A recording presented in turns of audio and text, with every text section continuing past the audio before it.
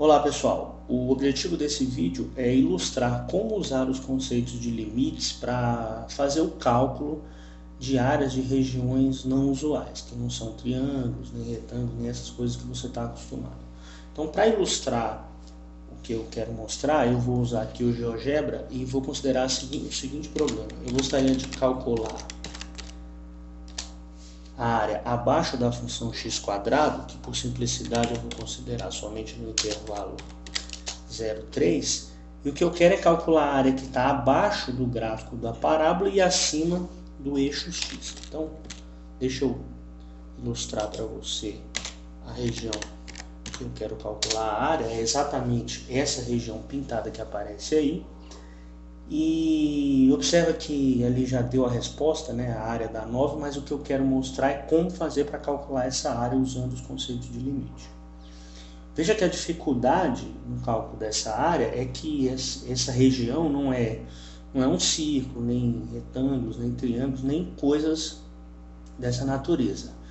Então a ideia que vai ser utilizada é uma ideia que é simples, mas é muito importante no cálculo, que é a ideia de fazer aproximações. Então, ao invés de calcular essa área, na verdade, como eu não sei calcular essa área, eu vou fazer aproximações e vou fazer aproximações usando áreas de figuras que eu já conheço, já sei calcular, por exemplo, retângulos. Então, para ilustrar, eu vou introduzir um contador aqui, vou chamar de N, e esse contador vai me dar exatamente a quantidade de retângulos que eu vou considerar na minha aproximação.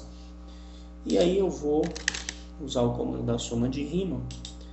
Eu vou aproximar então a função f no intervalo 0,3 usando a quantidade n de retângulos.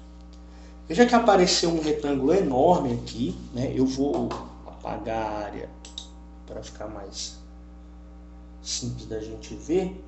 Então, inicialmente é um retângulo grande, uma aproximação que é ruim, porque toda essa parte está sobrando, mas eu posso controlar aqui a quantidade de retângulos. Por exemplo, com 9 retângulos, essa seria a aproximação para a área que eu quero calcular.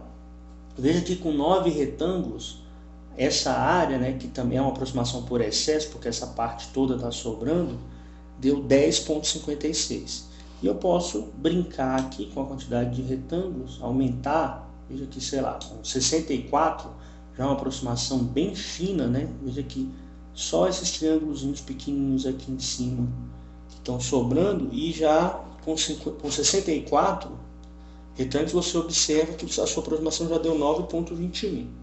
E a ideia é que quanto mais retângulos eu utilizar, melhor vai ser a aproximação. Fazendo aqui, aumentando, no máximo vai chegar em 100, né, que foi o limite que eu botei no contador. Veja que não é difícil você perceber que na medida em que vai aumentando o número de retângulos, isso vai se aproximando de 9, o que indica que a área que eu quero calcular de fato é 9.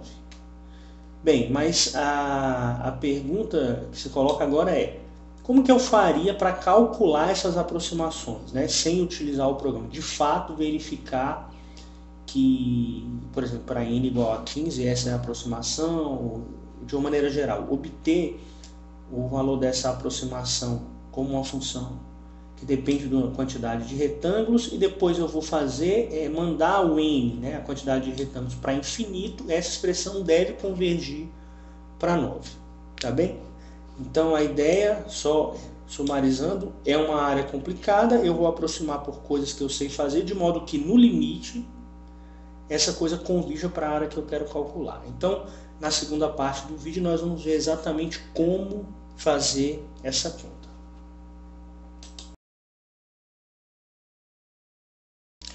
Para fazer o cálculo da aproximação, eu preciso calcular a área de cada um dos retângulos e somar. Veja que, como o comprimento aqui embaixo mede 3, a base de cada retângulo vai medir 3 dividido por n.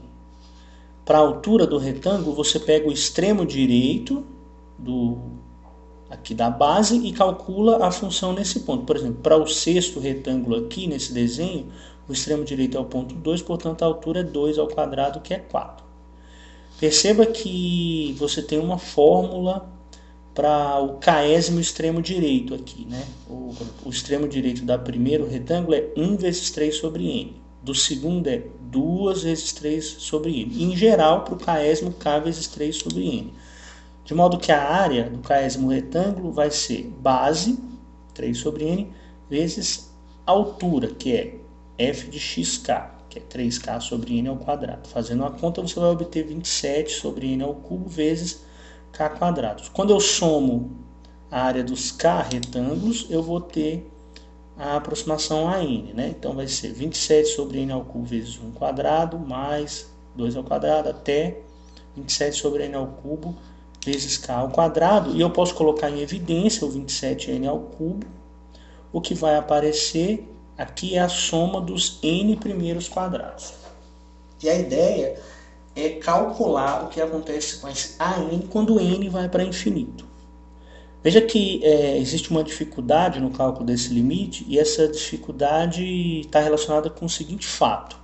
Essa fração 27 sobre n ao cubo, quando n vai para infinito, vai para zero, porque esse denominador fica grande, e essa soma, 1 ao quadrado até n ao quadrado, vai para infinito, fica muito grande. Então você tem um cálculo de um limite que envolve uma forma indeterminada, né?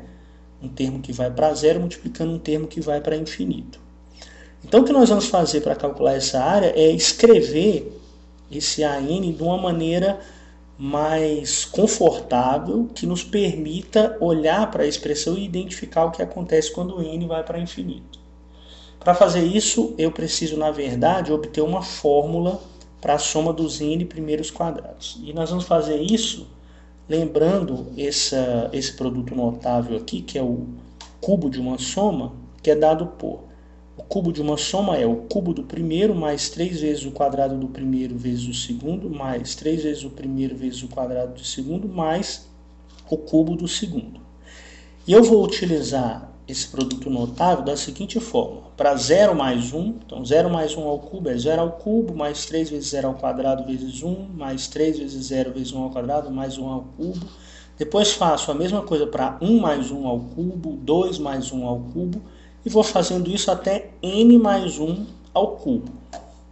Veja que você tem vários números aí com cores distintas, e a ideia é que eu vou agrupar de alguma maneira essas cores iguais.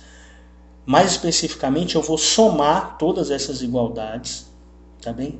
E vou perceber inicialmente o seguinte: quando eu somar todos esses termos aqui da primeira coluna, né, que estão do lado esquerdo da igualdade, com a primeira coluna que estão do lado direito da igualdade, vão haver cancelamentos, porque veja que aparece aqui 1 ao cubo, que está em preto, e aqui também aparece 1 ao cubo. Então, quando eu somar, esse preto cancela com esse de cá.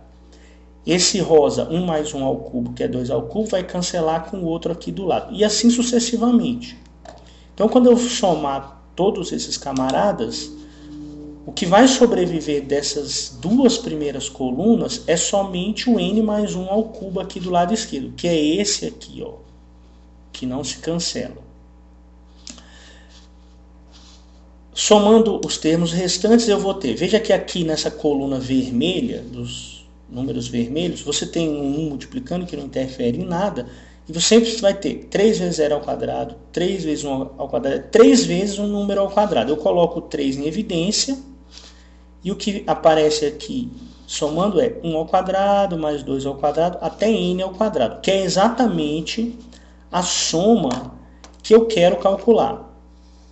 Aqui nessa parte azul, novamente eu vou colocar o 3 em evidência, o 1 não interfere, né? Está multiplicando por 1, e o que vai aparecer é a soma dos n primeiros números, 1 mais 2 mais 3 até n. Essa soma é conhecida, né? Eu presumo que você já tenha feito essa conta, né? A soma dos n primeiros números é n mais 1 sobre 2, porque forma uma PA de razão 1, é bem fácil calcular essa soma.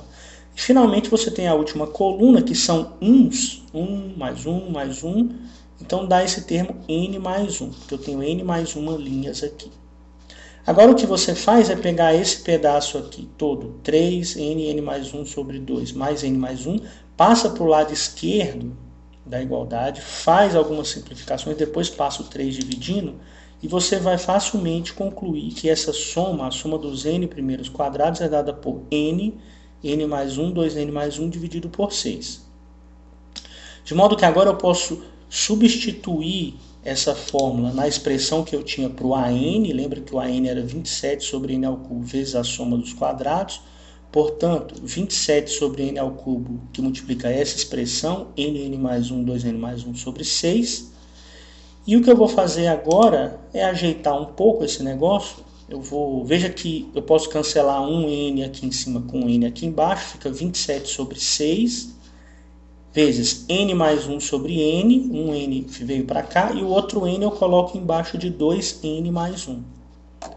E agora essa expressão é simples de calcular o limite, né? Quando n vai para infinito, esse termo aqui, n mais 1 sobre n, se aproxima de 1, e esse 2n mais 1 sobre n se aproxima de 2, né? Porque quando n é grande, é como se esse mais 1 não existisse, ficaria 2n sobre n, que é 2.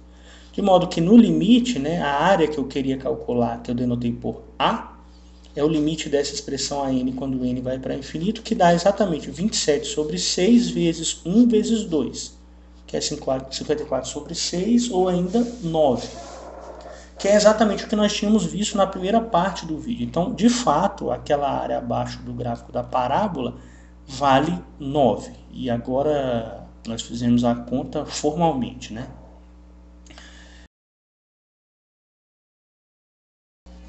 Pessoal, para finalizar, eu queria observar que a ideia que nós usamos para calcular a área abaixo do gráfico da parábola, ela funcionaria para muitas outras funções, qualquer função, né? Não precisa ser uma parábola, pode ser um outro polinômio, uma função trigonométrica, logaritmo, exponencial. Claro que a dificuldade maior é que você vai precisar obter uma fórmula, né, uma expressão conveniente para aproximação a n, de modo a conseguir calcular o limite de AN quando n vai para infinito, né? Você vê que no caso do x², que foi a função que eu escolhi para ilustrar o método, nós conseguimos aquela fórmula da soma dos quadrados. Então, de uma maneira geral, isso é uma tarefa não trivial, né? Por uma função ainda um pouquinho mais complicada, essas fórmulas são difíceis de serem obtidas. De modo que uma pergunta natural será que existe uma maneira mais simples de calcular essas áreas sem ter que obter fórmulas para as aproximações, fórmulas essas que dependem de cada função? A resposta para essa pergunta é sim, existe uma maneira mais simples, e essa maneira está baseada no teorema fundamental do cálculo, que, como o próprio nome já diz, é o teorema mais importante do curso de cálculo 1. Eu não vou entrar em detalhes acerca do teorema fundamental do cálculo, porque eu tenho certeza que o seu professor vai falar sobre isso, vai explorar bastante o teorema e vai mostrar não só como utilizar esse teorema para o cálculo de área, mas diversas outras aplicações desse que é, sem dúvida nenhuma, um dos teoremas mais importantes da matemática, tá bem? Eu vou deixar essa parte para o seu professor, vou finalizar o vídeo por aqui, esperando que vocês tenham gostado. A gente se vê numa próxima. Obrigado.